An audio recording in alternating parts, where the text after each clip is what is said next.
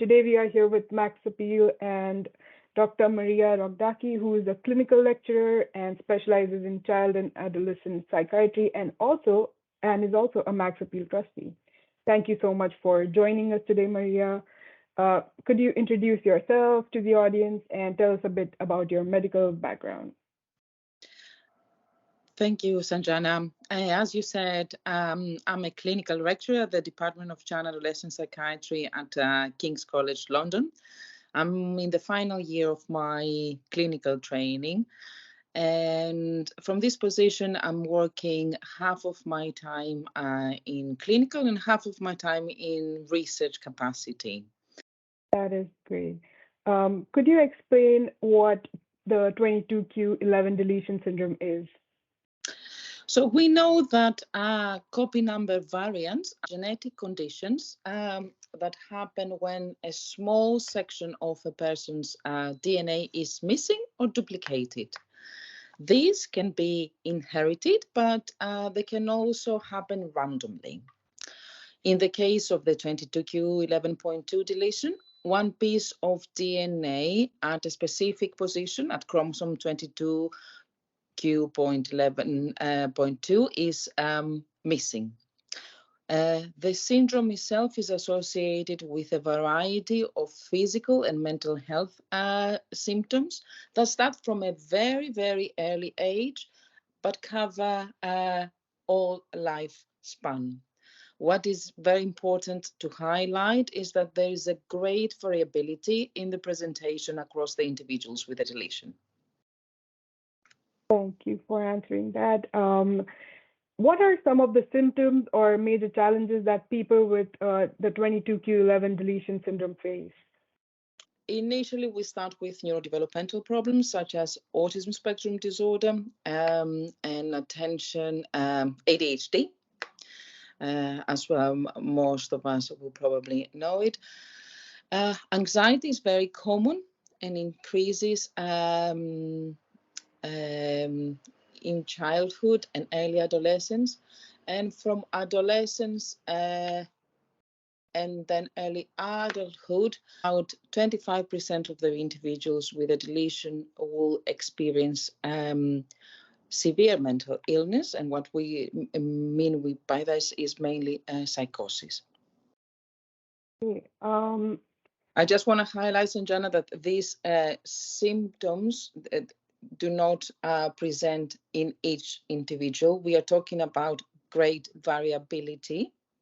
So, and of course, a different severity.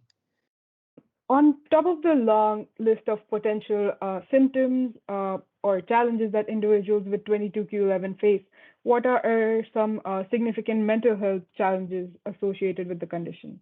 As we said, psychiatric disorders are very prevalent in 22q11.2 deletion. We know that neurodevelopmental disorders start initially with autism and ADHD being present in about 30% of the individuals with a deletion. And then we have anxiety, often associated with the neurodevelopmental conditions, but a lot of the time can present regardless of neurodevelopmental disorders. It is extremely important that anxiety is being managed, especially when it causes impairment in their functioning. There are children that will become anxious even going out using public transport, and these are things that are really, really important. However, it is also important to treat anxiety early, especially in early adolescence, because it can be a prodromal symptom of what about 25% of the individuals present with, which is psychosis. So we know that psychosis in 22q11.2 deletion begins in early adolescence and reaches its peak in early adulthood. So these are the main psychiatric presentations that individuals with the deletion can present with. That is really, really helpful. Do you have any personal experience with 22q11, like dealing with it, or just dealing with patients with 22q11, or? So my experience started back in 2014. I knew about deletion only from textbooks in medical school. When I started my PhD, that was in 2014, and where I had the opportunity to meet not only young individuals with a deletion, but their families. And this is how I found out about Max Appeal as well. So since 2014, I've continued working with individuals and their families from research and later on in clinical capacity as well. And from 2000, and I think it was 16, 17, that I started working with Max Appeal as a trustee. Wow, that's amazing. What should healthcare professionals look for as early signs of, mental health issues by people that are affected? With 22q, you mean? Yes, people affected by 22. So of course, this depends, as we said, on the age. Okay, so the presentations differ across lifespan. So if we're talking about a child, will mainly be looking for anxiety, which is a very, very common problem.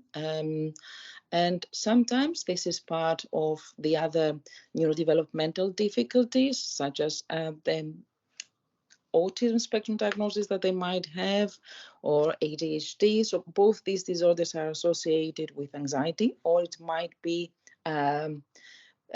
present regardless of the neurodevelopmental disorders. And this is really, really important in early adolescence, because it can also be a prodromal symptom of psychosis.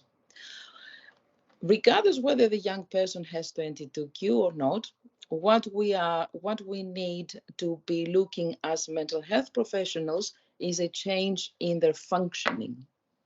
So we know, for example, that Maria is functioning like this. This is what her pattern in terms of her sleep, in terms of how of interests, what she likes, how she will normally react. If there is a change in all this, then this is a reason for us to start getting worried. So, what, from your experience, how does a positive diagnosis of 22q11 affect the people who are supporting them, and like the family's mental health, and like how can they support them better? So I think the diagnosis in most cases, at least from my experience, comes as a relief, because there is a great number of individuals that have not received diagnosis until late adolescence or early adulthood. So because if the person does not necessarily present with physical health comorbidities, then diagnosis might be missed.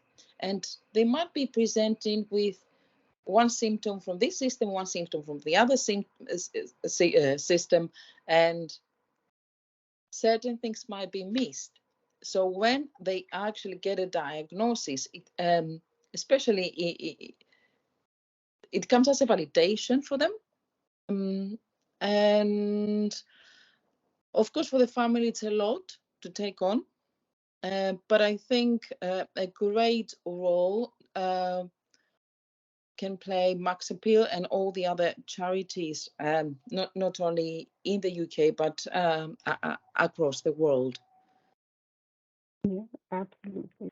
Within the medical community, do you think there is a widespread awareness about 22q11 or support that's easily available?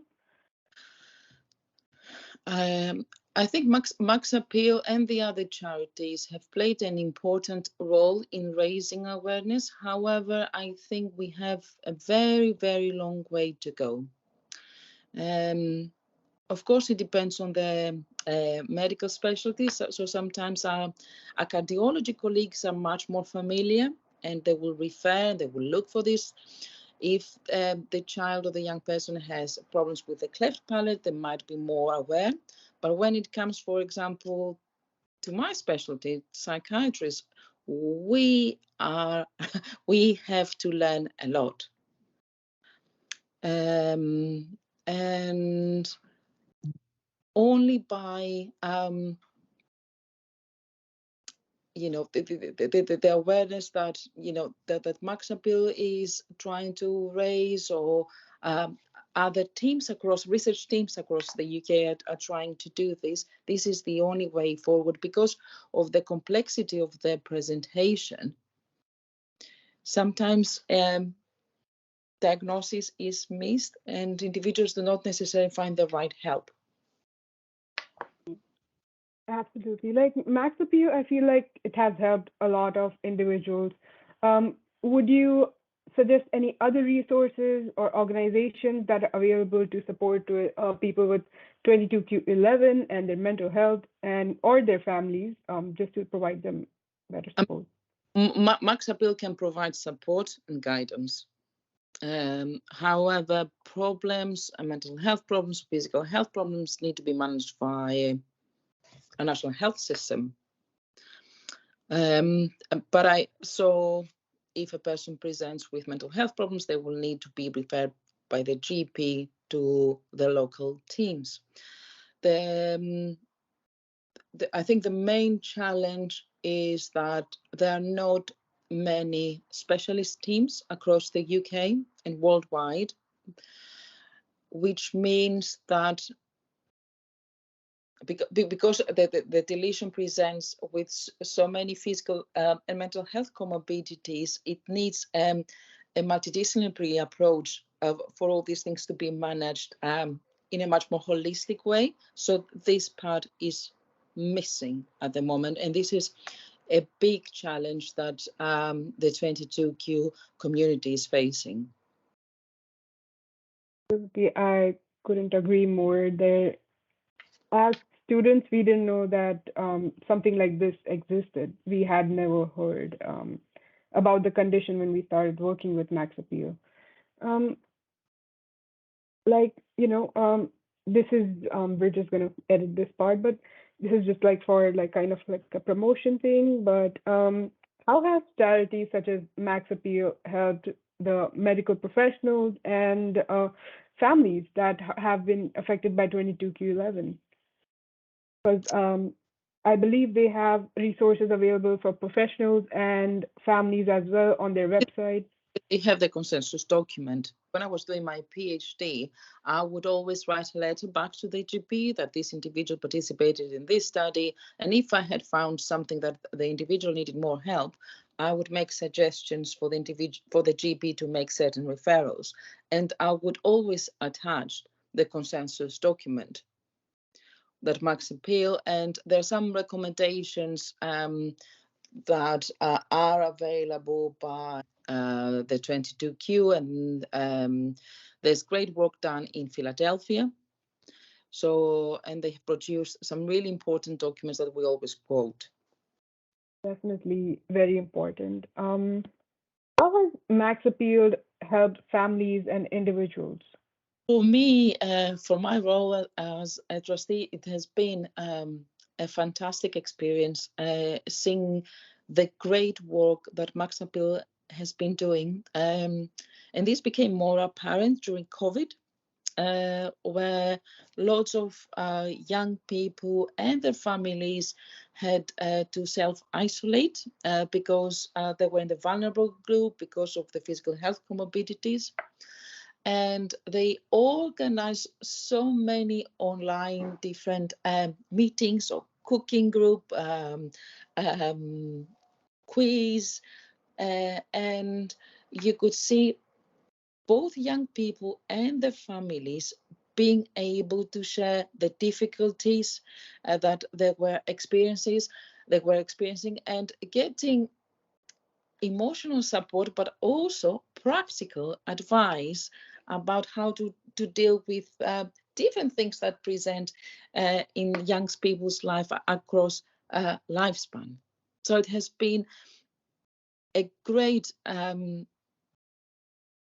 opportunity for the families to have to join this group. That's great.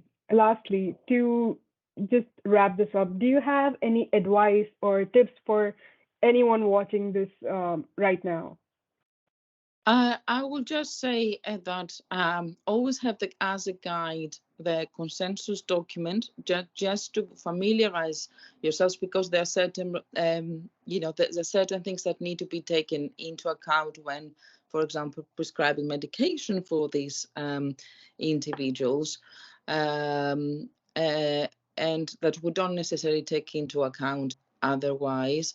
And what I want to say as a message, that all the conditions, all the symptoms that individuals with a deletion can present with are treatable.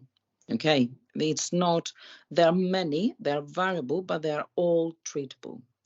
The guidelines are the same. We just need to adjust them depending on the other comorbidities, if that makes sense. But the message is that the earlier you get a diagnosis, the earlier you know about your condition, the earlier you can get treatment, and this means better prognosis and better care. Yeah, absolutely. It has been so great talking to you. Thank you so much for doing this. We really, really appreciate it.